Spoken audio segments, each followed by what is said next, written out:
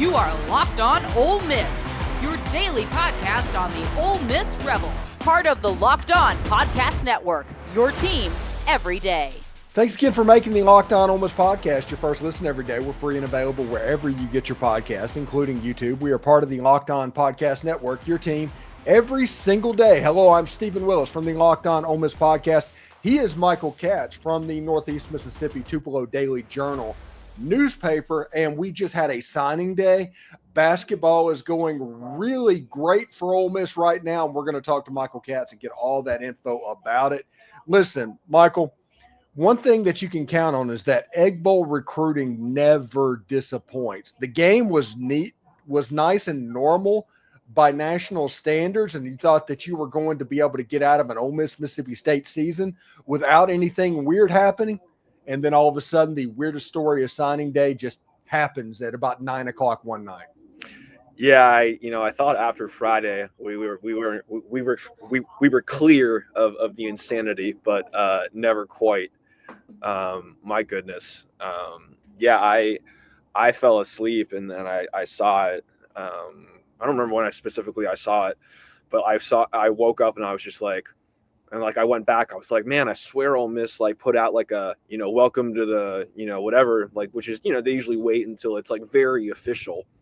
And then more came out about it. And the crazy thing is there's a lot of stories about what happened and the background. And I have no idea who to believe on all of it. But that picture of him with the fin up and a few hours later he signed with Mississippi State.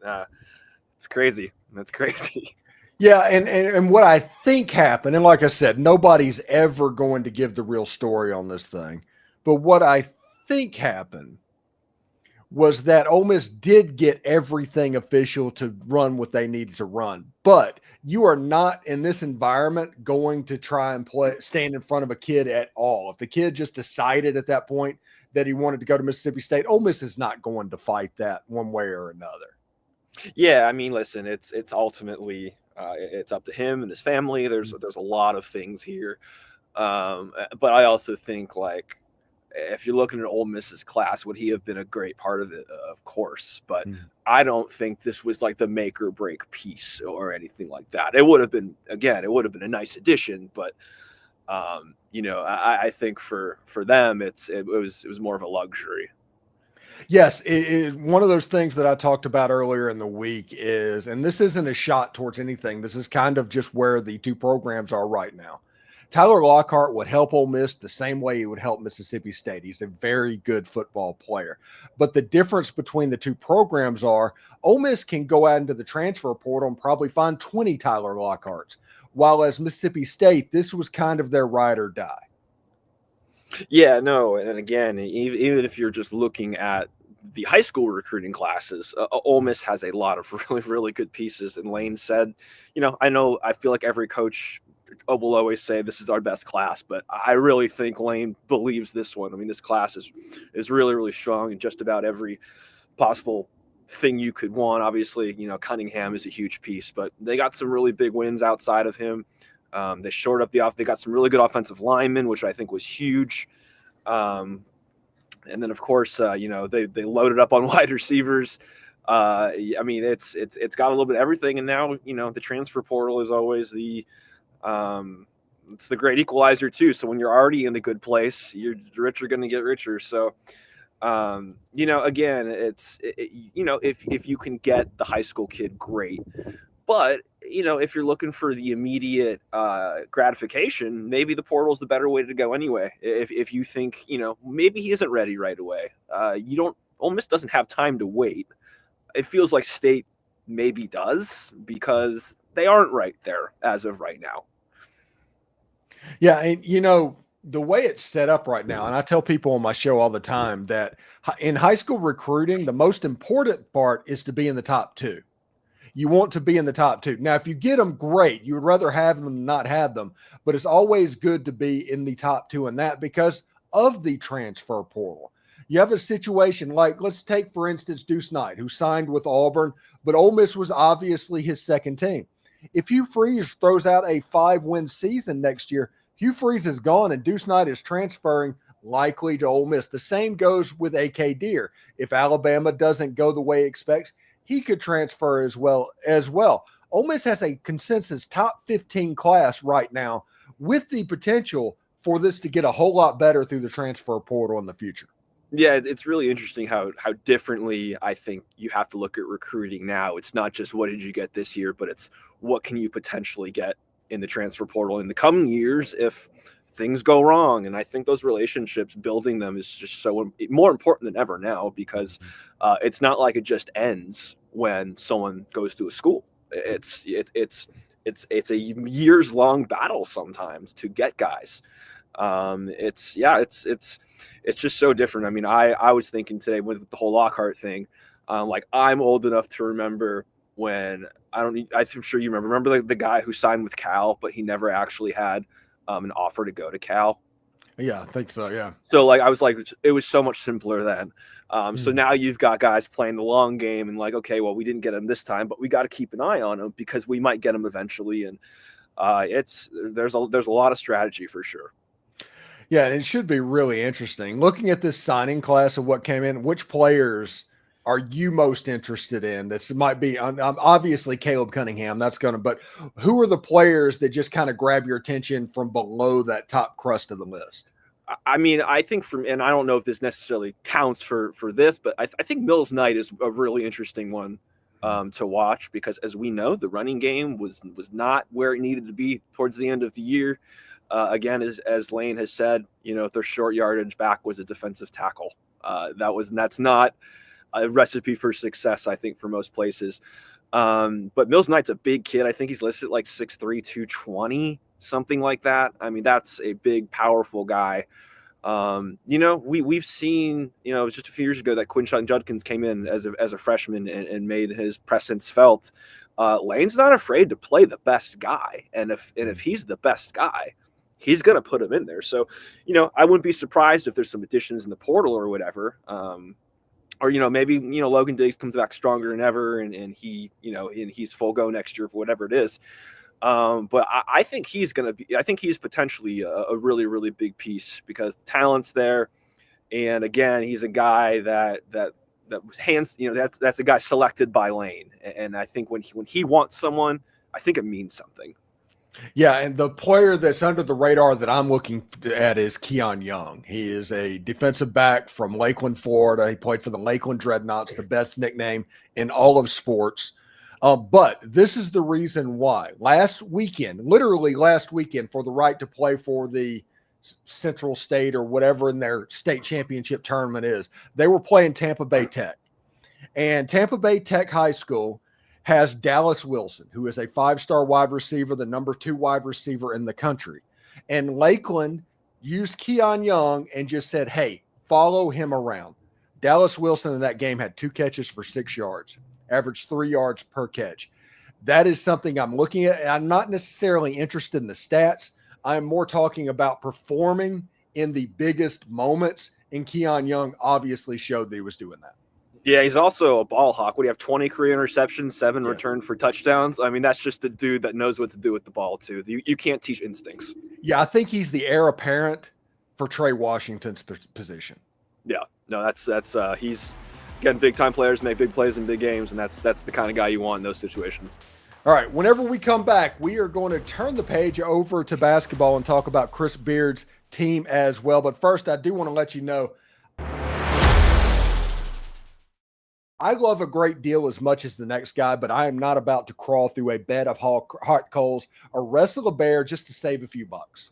It's got to be easy, no hoops, no hassle. So when Mint Mobile said it was simple to get wireless for just $15 a month with the purchase of a 3-month plan, I had to go check it out. So guess what? It really is that easy. I mean, the hardest part was me waiting a hold to break up with my old provider. Switching to Mint Mobile was smooth, quick, and all online. Their website is so user-friendly.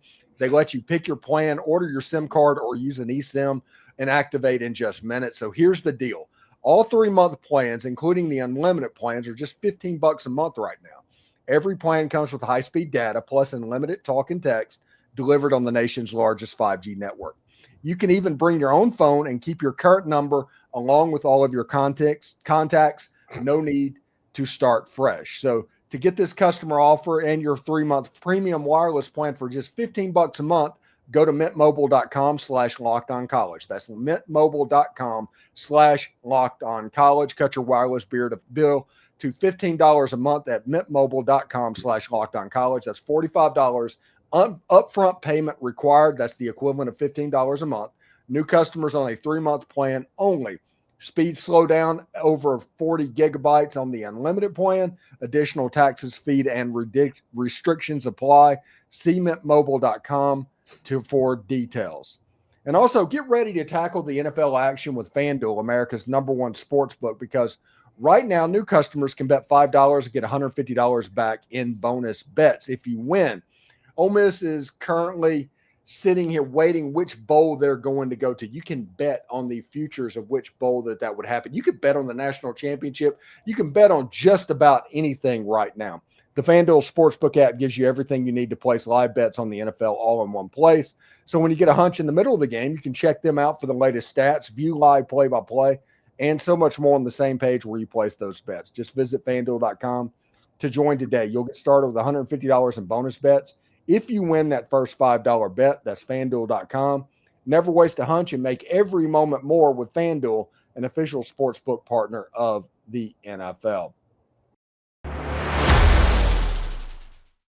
So, Michael, this week was the SEC ACC Challenge, and the SEC won the SEC ACC Challenge 14-2. Yeah, it wasn't much of a challenge. Yeah, with the only losers being the Kentucky Wildcats and the Auburn Tigers.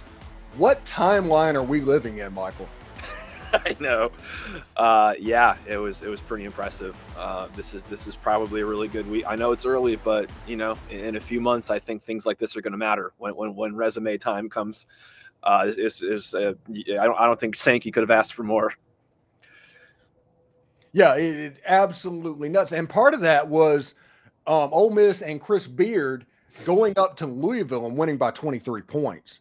And all of a sudden, after 2 or 3 games where the Rebels didn't quite look right, they went out to San Diego and beat BYU and looked good doing it. They probably should have beaten Purdue. They were up by Purdue by like 7 points with 3 minutes to go in the game. And against Louisville, they absolutely put their foot on their throat. Their net right now is in the top 30, I believe. This Ole Miss basketball team is kind of rounding in form and setting up eventually.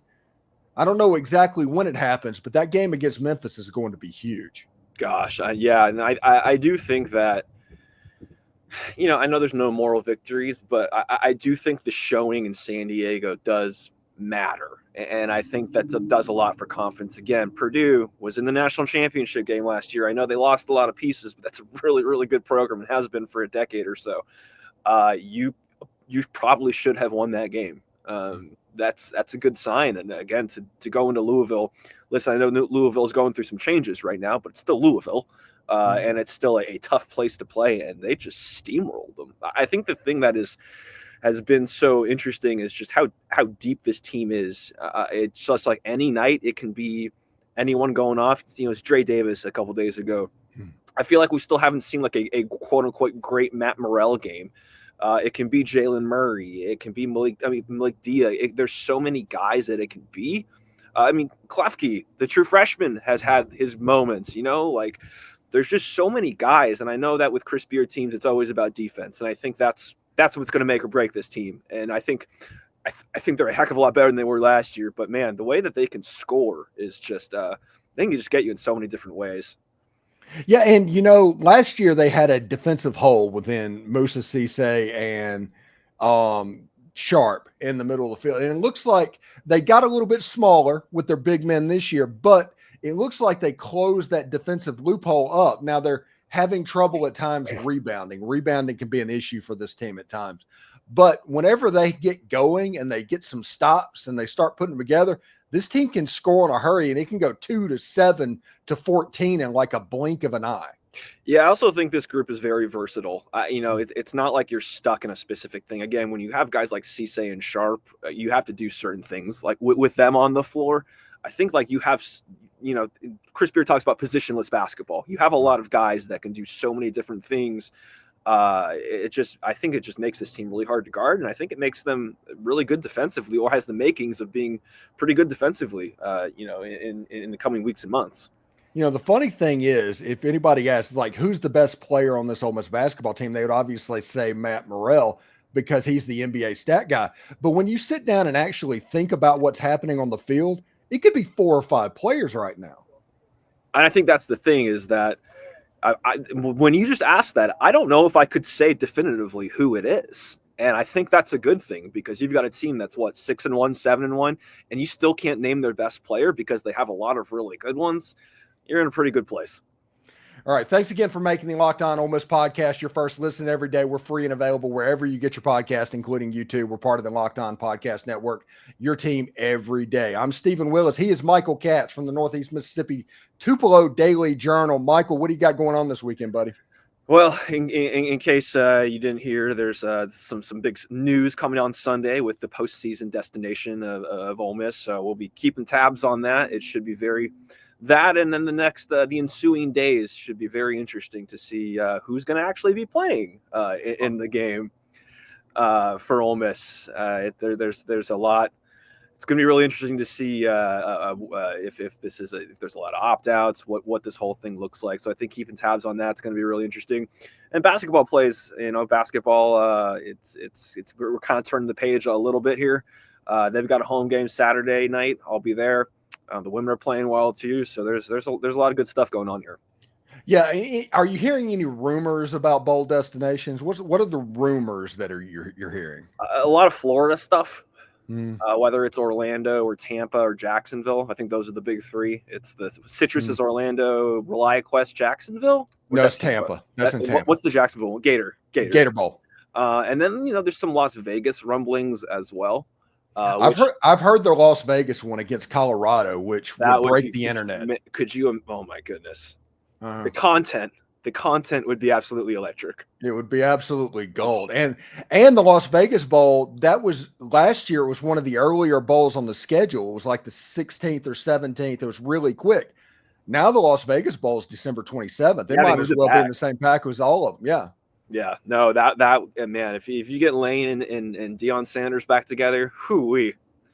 And also, talking about the Florida thing, the one that I heard was obviously the Citrus gets the first pick, and they're likely going to pick between Ole Miss and South Carolina. It's likely going to be South Carolina, and then the Gator Bowl comes into play. And I don't know if they'll do it. I don't know if that's happening, but Ole Miss and Miami and the Gator Bowl, I think that would sell tickets. And Ole Miss versus Colorado in the Las Vegas Bowl, I think that would sell a ton of tickets as well.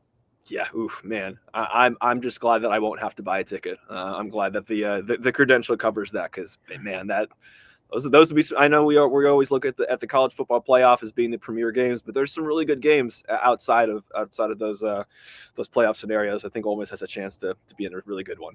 Tell you, if it was the Florida game, if Ole Miss is in Tampa or something like that, I'm gonna have to come take you out to dinner one night for bowl coverage. So that's a quick drive. I'm 40 minutes away from Raymond James, so yeah, I'm pretty fired up if it was the ReliaQuest Bowl. Anyway, Michael Katz, Northeast Mississippi Tupelo Daily Journal. Thank you very much, buddy, and we'll talk to you next time. Thanks, man. Talk to you later.